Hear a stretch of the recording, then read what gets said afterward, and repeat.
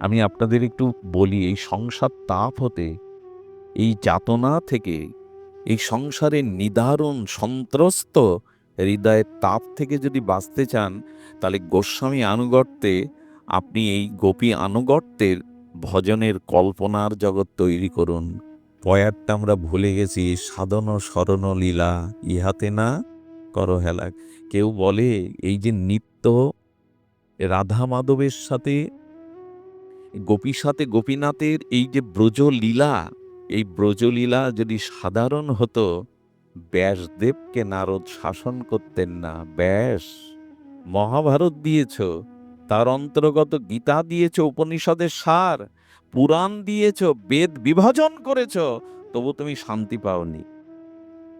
দেবর্ষিবাদ নারদ, কৃষ্ণ দ্বৈপায়ন, জ্ঞানমূর্তি ভগবানের জ্ঞানাবেশ অবতার, তাকে বলছেন তুমি শান্তি পাওনি কেন? বেদ দিয়েছ, উপনিষদ দিয়েছ, ব্রহ্মসূত্র দিয়েছ, মহাভারত দিয়েছ, গীতার বাণী দিয়েছ, কিন্তু তুমি নিজেই সন্তুষ্ট হতে পারলে না।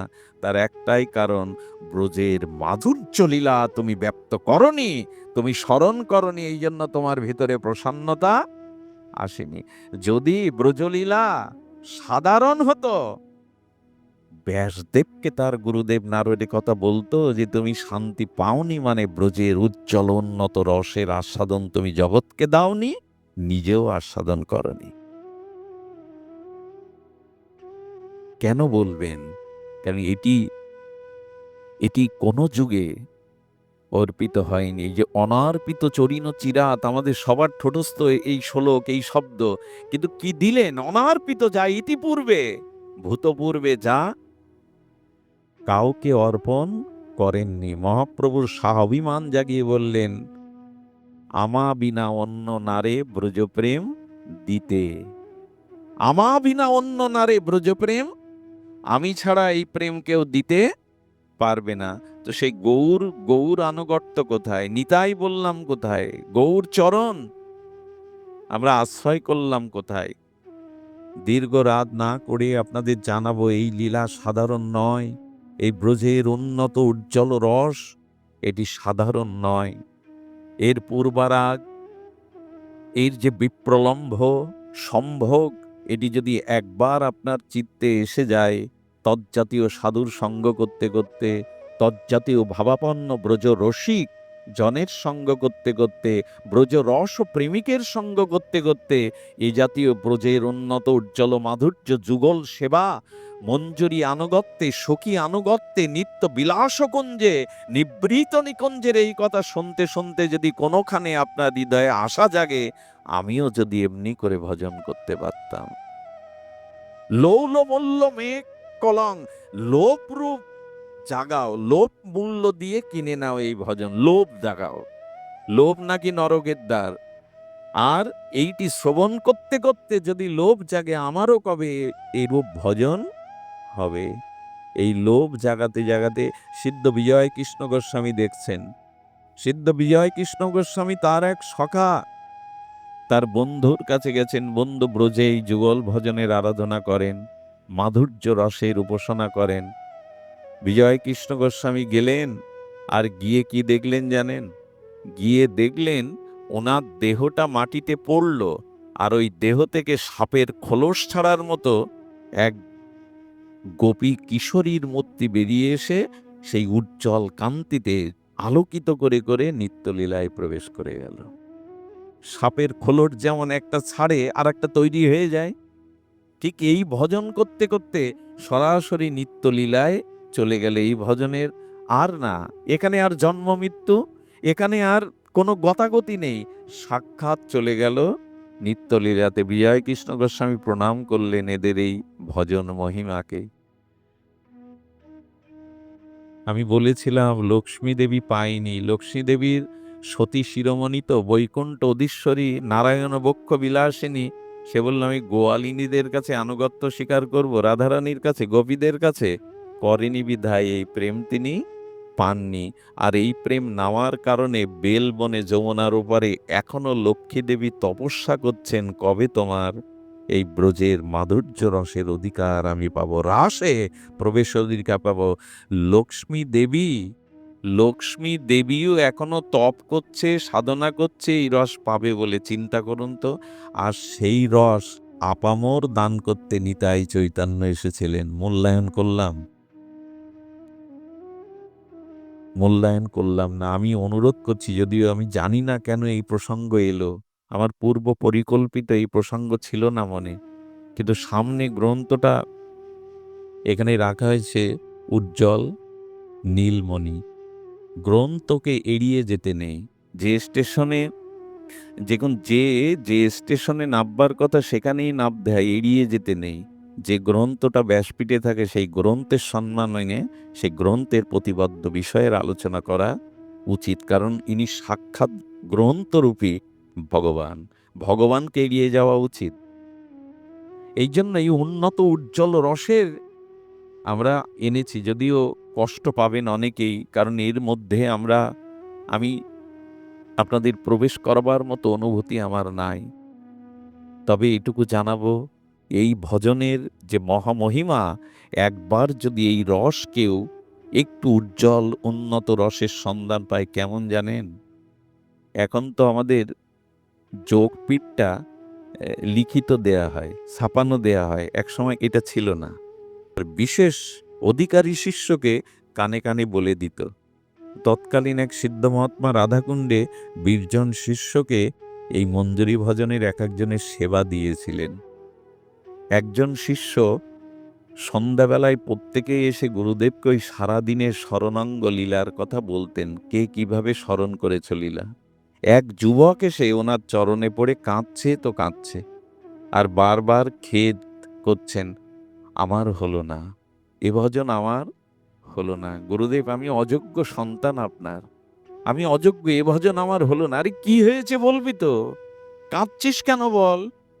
বলেন, শ্রী গুরুদেব, আমার এ ভজনের অধিকার নাই, আমার হলো না, আমি অযোগ্য। বলে, বলবি তো। বলে, আজ সকালে আপনার করুণাতে গুরুমঞ্জরির আনুগত্যে রাধারানীকে স্নান করাচ্ছিলাম। সেই সুগন্ধি স্বর্ণ কলসে পদ্মের পাপড়ি, অগুরু চন্দন, দিব্য সুগন্ধ মিশ্রিত সেই শুদ্ধ নির্মল জলে রাধারানীকে অভিষেক করছিলাম। স্থান এই লীলাতে এইগুলো স্মরণে আনতে হয়। এই স্মরণ করতে করতেই যদি হরিনাম করেন তো ওখানে যেতে পারবেন। শুধু হরিনাম করলে ওখানে যাওয়া, প্রেম পাবেন, বৈকুণ্ঠ পাবেন, কিন্তু ব্রজর মাধুর্য রস পাবেন না। ওই রাধারানীকে স্নান করিয়ে কমল মঙ্গলের তোয়ালে দিয়ে মুছে হাতে যখন রাধারানীকে বালা পরাতে গেছে, ওই হাতের সৌন্দর্য জ্যোতিটা ওর মনে বর্ষির মতো আটকে গেছে গুরুদেব।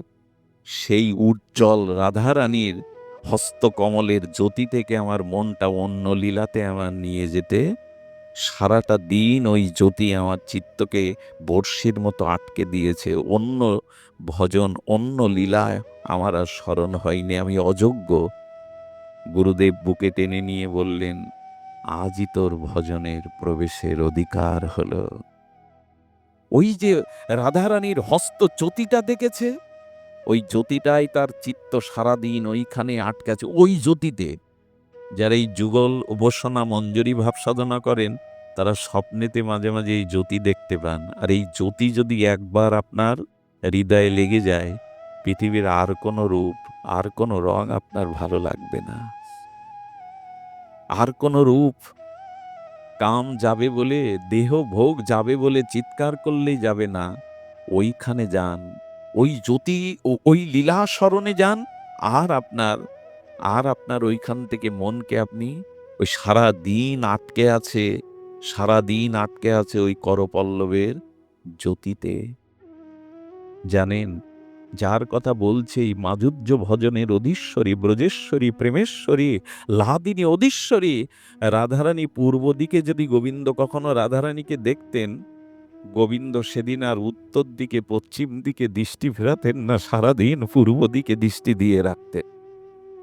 যার ভজনের কথা বলছি, যে প্রেমময়ী অধীশ্বরী রাধারানীকে গোবিন্দ যদি পূর্ব দিকে দেখতেন, গোবিন্দের মস্তক পশ্চিমে উত্তরে আর হেলত না, ওই দিকেই, পূর্ব দিকেই তিনি মস্তকটে রাখতেন। কি করতেন জানেন? মাঝে মাঝে রাধারানীর সাক্ষাৎ চরণ দর্শন না পেয়ে গোবিন্দ রাধাকুণ্ডে চলে যেতেন। রাধাকুণ্ডের তীরে ব্রজ রেণুর উপরে রাধারানীর চরণ চিহ্ন অঙ্কিত, ওই চরণ চিহ্নতে চুম্বন দিয়ে গোবিন্দ গড়াগড়ি দিতেন। এই ভজনের মহিমা স্বয়ং ব্রজেন্দ্র নন্দনকেও উৎকট লালসা সৃষ্টি করেছে। রাধারানী যে পুকুরে স্নান করতেন, যে স্থানে যেখানে পা দিতেন গোবিন্দ দেখতেন, সেইখানে সেখানেই তিনি পা দিয়ে যে জলে রাধারানী স্নান করতেন, সেই জলেই গোবিন্দ স্নান করে রাধারানীর প্রেমময়ীর পরশ পেয়ে ধন্য হতেন। গোবিন্দ কি করতেন জানেন? রাধারানী যে ধোপার কাছে কাপড় কাচতে দিতেন, গোবিন্দ তাকে ডেকে বলতেন, আমার কাপড়গুলো নিয়ে যাও। বলে, আপনি রাজপুত্র, হ্যাঁ, নন্দ বাবার আপনাদের এই কাপড় কাচার আলাদা ধোপা আছে? বললেন না, রাধারানী যে বস্ত্রগুলো দিতেন সেই বস্ত্রের সাথে গোবিন্দ মিশিয়ে দিতেন, যাতে তোমার প্রেমের স্পর্শ, তোমার অনুরাগের স্পর্শ আমাকে স্পর্শ করে, তোমার অনুরাগের স্পর্শ আমাকে স্পর্শ করে। আমাদের ভজন সাধন যা কিছু প্রেমময়ী রাধারানীকে নিয়েই আমাদের সবকিছু। কিন্তু আজ ভুলে আছি।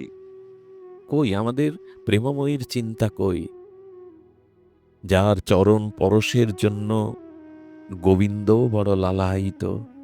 আর এই রস ব্রজে গোবিন্দ বিষয় তত্ত্ব থেকে আস্বাদন পায়নি বলে ওই রসের লোভে কৈসন রাধা প্রেমা, কৈসন মধুরিমা, কৈসন ভাবে সুকেতি ভোর, এই তিন বাঞ্ছা ব্রজে পূর্ণ হয়নি। তাই মনে খেয়ে দৌড়ল, ভাবিয়া দেখিন মনে রাধার স্বরূপ বিনে, এ প্রেমের আস্বাদন নাহি হয়। রাধা ভাব কান্তি ধরি, রাধা প্রেম গুরু করি, নদিয়াতে হইল উদয়। যে রাধা মাধুর্য রসের প্রেম গোবিন্দকে অপূর্ণ করে দিল, সেই পূর্ণের জন্য ব্রজে আসতে বাধ্য হলো গোবিন্দ। সেই প্রেম সাধারণ, যা স্বয়ং রসিকেন্দ্র মৌলি রসিক শেখার গোবিন্দকেও অপূর্ণতা দিল। সেই পূর্ণতার জন্য শেষ 12টা বছর মহাপ্রভু এই রাধা ভাবেই আস্বাদন করলেন। সেই রস এই যুগে, নিতাই চৈতন্যের যুগে এমন পরম্পরা পেয়ে আমরা কেমন দিব্যি ভুলে আছি। সাধন স্মরণ লীলা ইহাতে না করো হেলা, হেলাই তো করে চলেছি। এই স্মরণ কই, এই ভজন কই, এই গুণকীর্তন কই? যেটা দিতে এসেছিলেন গোস্বামী গ্রন্থে আছেটা কি? গোস্বামী গ্রন্থে আছেটা কি? এই উজ্জ্বল উন্নত রসের যুগল মাধুর্য ভজন, মঞ্জরি ভজনই তো আছে। কই তার সন্ধান? যদি বলেন এর গ্রাহক কম, হোক কম, আকাশের কোটি নক্ষত্র জগৎকে আলোকিত করতে পারেন একটা পূর্ণচন্দ্র পারে, পূর্ণচন্দ্র পারে। এই জন্য আমাদের স্মরণ রাখতে হবে, আমরা যারা সম্প্রদায়ভুক্ত কৃপা করে হতে পেরেছি কোন জন্মের সম্প্রদায়, আমাদের এর থেকে দূরে সরে গেলে হবে না। হ্যাঁ, এই এই ভজনের একটু করুণা কণা যদি পান, আর এই ভজনের মূল হলো সেবা। এই ভজনের মূল হলো সেবা। সেই সেবা কেমন জানেন? রাধারানী দশম দশায় মাতুর বিরহে যখন তার প্রাণ, রাধারানীর কি প্রাণ প্রাণ যেতে চায়? প্রাণ যাবে না তো, কিন্তু রাধারানীর অনুরাগ দেখুন।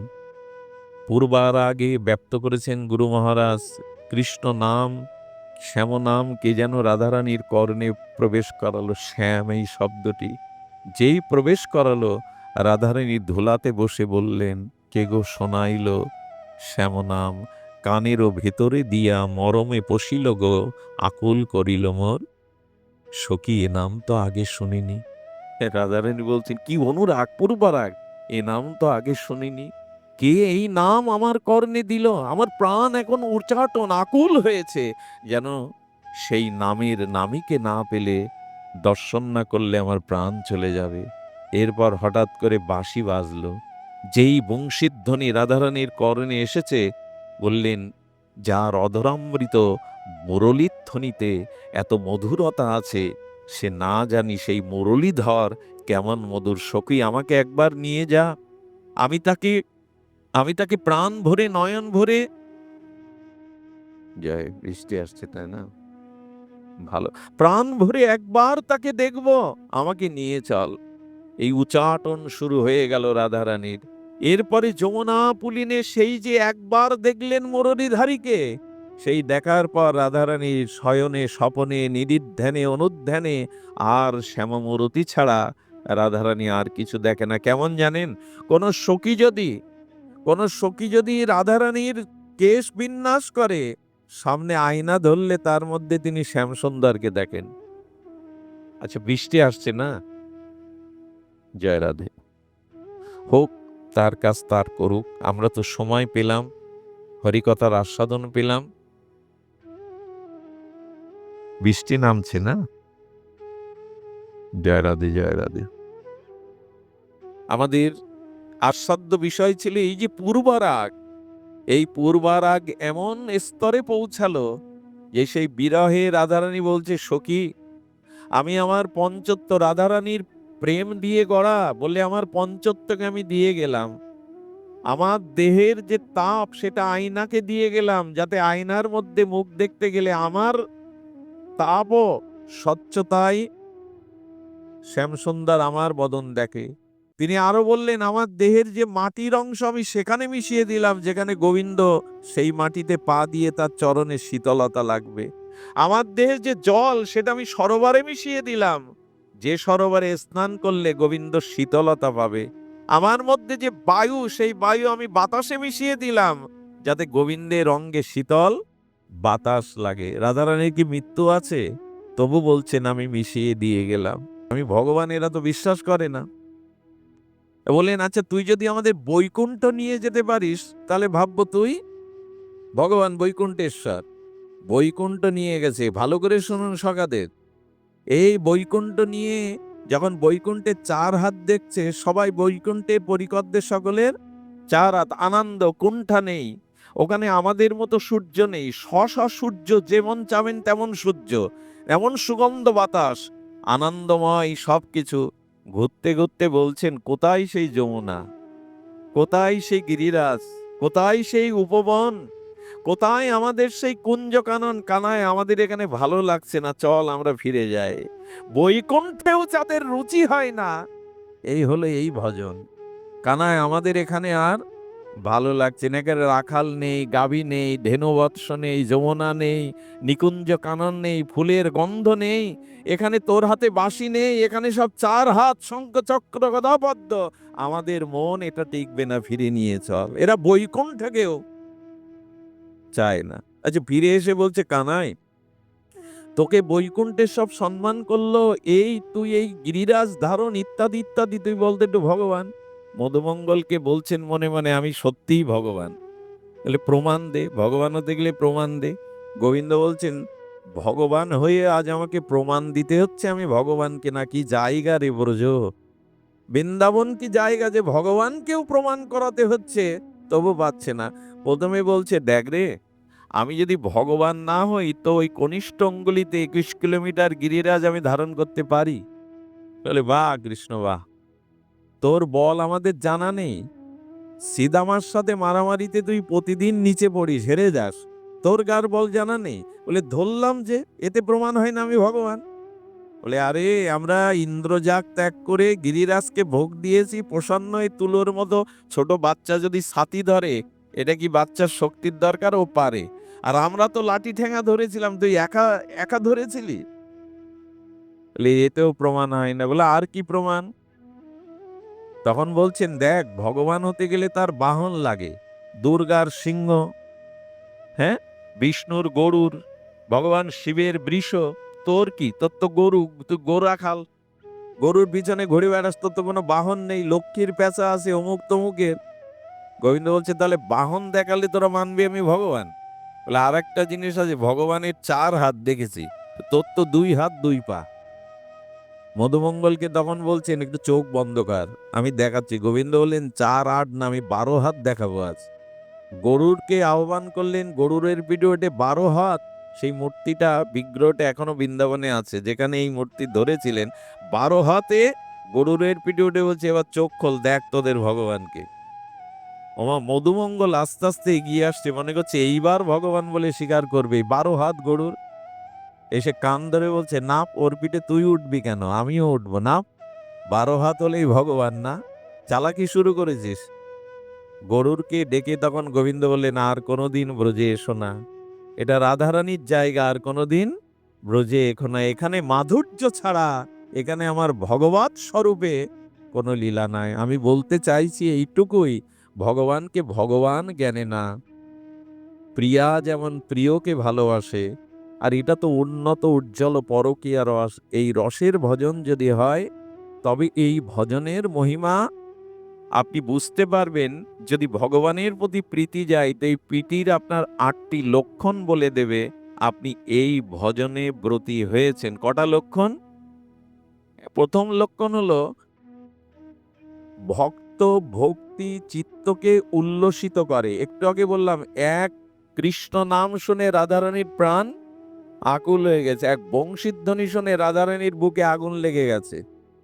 আগুন লাগলে পূর্ণমাসী দেখে বললে বনের আগুন সবাই দেখে, কিন্তু মনের আগুন পূর্ণমাসী আমাকে এক্ষুনি নিয়ে যাও বংশীবাদকের কাছে, না হলে প্রাণ আগুন লেগে গেছে। এক বংশীধ্বনি শুনে রাধারানীর চিত্তে আগুন জ্বলছে। কোন আগুন? বনের আগুন না, মনের। বলে পূর্ণমাসী বনের আগুন সবাই দেখে, কিন্তু মনের আগুন এক বংশীধ্বনিতে এ হচ্ছে। তাহলে আপনার গোবিন্দপতি প্রীতি আসলে ৮টা লক্ষণ, এটি বলেই আমি রাখছি। কি লক্ষণ?